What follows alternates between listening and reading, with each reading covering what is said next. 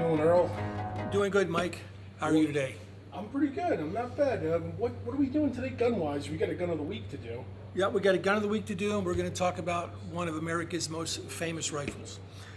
Just a little preamble here. In 1898, we had a little dust-up down in Cuba called the Spanish-American War.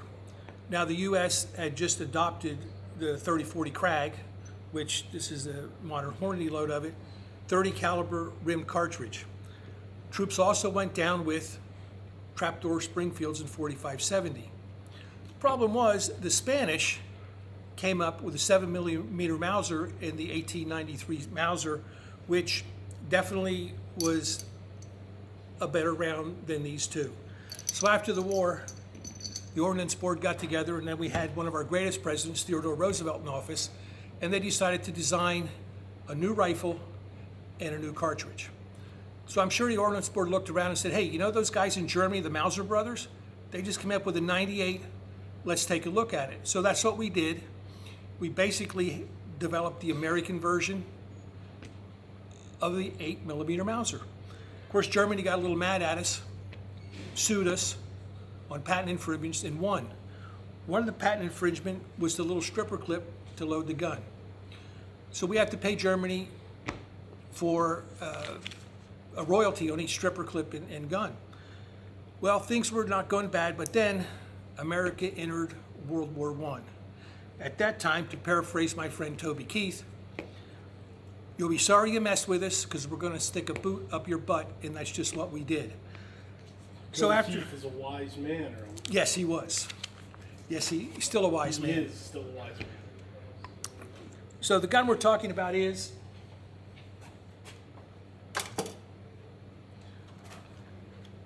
the 1903 Springfield. Initial production was done at the Springfield Armory, who between 1903 and 1938 produced about 1,340,000, and at the Rock Island Arsenal between 1903 and 1919, where they produced about 346,000. Now, when we entered World War II, they couldn't keep production up, so Remington in 1942 started producing the 03, and they produced about 348,000.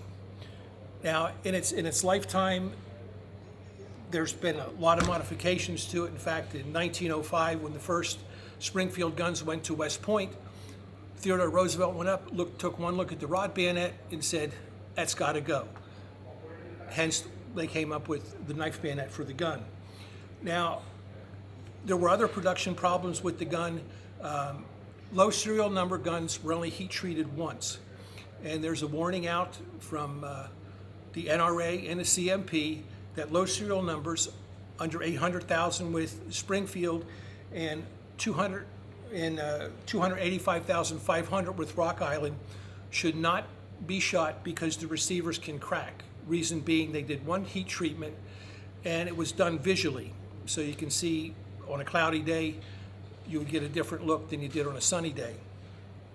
The other warning the CMP has is you shouldn't shoot a straight bolt because it's not been heat treated properly.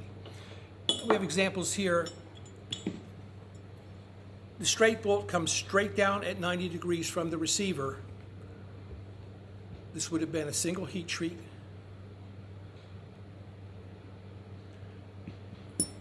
When it went to a double heat treat, you can see a slight angle on the bolt. Again, straight bolt is not safe. Bolt with a slight angle in it is safe. Now, unfortunately, they don't serialize number bolts to rifles, so you have to visually kind of look and see which of the two you have. So let's take a look at our first rifle. When they started making these guns, came up with the initial, and then it was improvements. For example, between the 1903, the 1922, which is a 22 version, and the 1903 A3, there's over 10 different stock variations. Just in the 03, there's 8 or 9 different handguards that can be used. There was different barrels, Springfield barrels, replacement barrels made by Remington and High Standard. So it's a lot to take in, and there's plenty of good books and forums that can give you a lot more information. Now, in the 03, all the parts were milled. So we start off with barrel bands milled, springs milled. Your base plate is milled. It's hinged. Swivels milled. Butt plate, just a wonderful gun. The one we have here is the Mark I made by Springfield Armory in 1918. A few things to look at, of course, is the serial number. Reference it to make sure it's not a low number. Each barrel at the end is going to have the date of manufacture and the manufacturer with an ordnance bomb.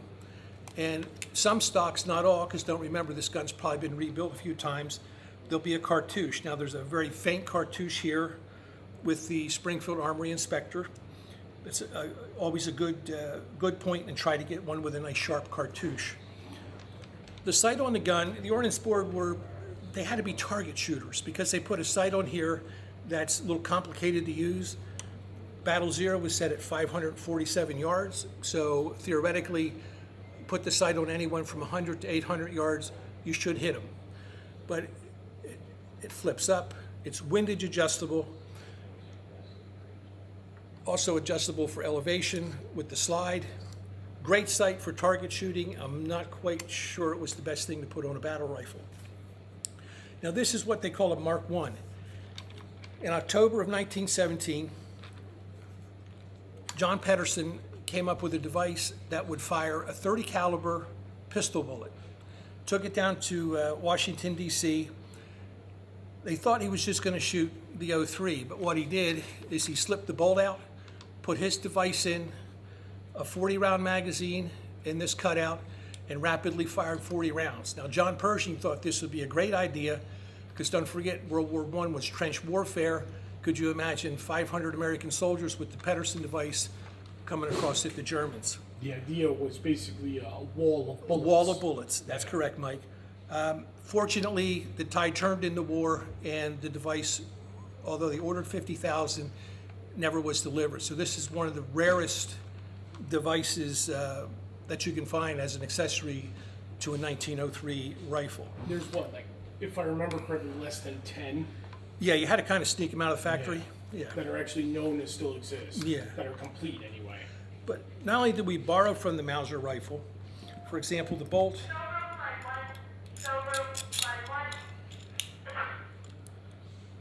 three-position safety. If you want to take it apart, just like the Mauser, you want to take it apart, push the button, out it comes, and we basically have a 98 Mauser bolt. Difference being Mauser used a single firing pin, we use a striker rod, a cone with the spring. So a little bit more complicated, but then why not?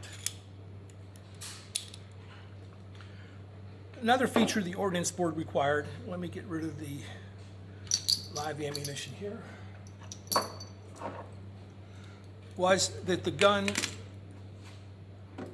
would have a cutoff. In other words, they were concerned that a soldier in the heat of battle would just shoot all his ammunition up and be empty. So they put a cutoff device on the side of the gun.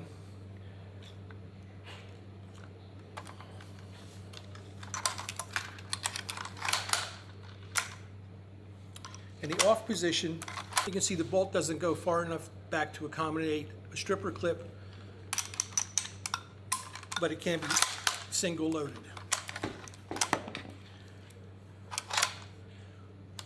We come up to the on position. We can take our 5-round stripper clip, put our 5 rounds in, and we're good to go.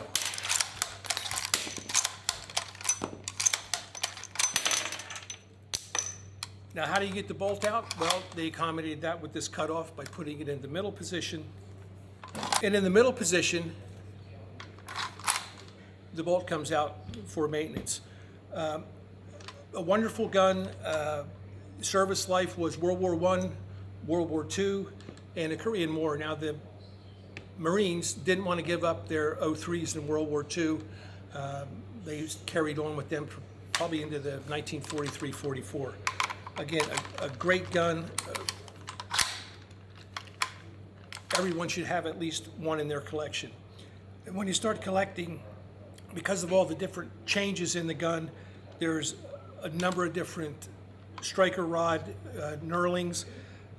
There's a couple different sights, just amazing number of subcontractor parts, so you can make one hell of a collection from your 03.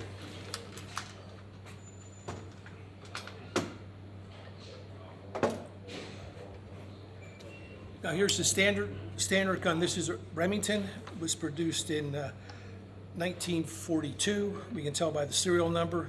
Has all the features of the Springfield, all the milled parts, the whole bit. Only thing it does lack is a Pedersen device on the side.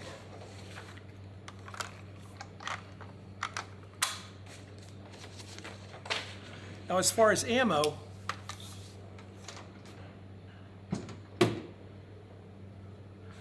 they started out, the government decided to make a 30-03, which was the original, the parent of a 30-06. Longer case, 220 grain bullet, about 2,200 feet a second. About 200 feet a second faster than the old 30-40 Krag. They produced that. Then in 1906, they went with a 150 grain bullet at about 2,700 feet a second. Sometime in the teens, they started talking to the Swiss, who used a 174 grain bullet. So the Army adopted in 1925 M1 ball, which is 173 grains, and then in 1939 adopted the N2 ball in 150 grain. And we can see the similarities when you look at the case sizes between the 8x57 and the 30-06, 57 millimeters, 63 millimeters. Now I did come across an old head-stamped factory round with a 200 grain bullet produced by Winchester. It doesn't say 30-06, it says 30 government 1906. So you can see even commercial ammunition manufacturers recognize the fact that it was a government cartridge. Now, currently, who makes ammunition that's safe to share? The CMP issues a warning that, remember, the youngest gun is 70 years old plus. They don't recommend anything heavier than 172 to 174 grain bullet. Ammunition manufacturers do make ammunition specifically for the gun. You can get surplus ammunition is still available on a limited basis. CMP and gun shops occasionally have it. Seller and Bellet, Creedmoor Sports, and PPU also make ammunition for it. And if you're a hand loader, you can easily duplicate the M2 ball load with the 150 grain bullet and either IMR or H4895 powder. Thanks so much for your time. Next time we'll be talking about the sister gun, the 1903 A3. Thanks for listening. Thanks, Earl. You bet, Mike.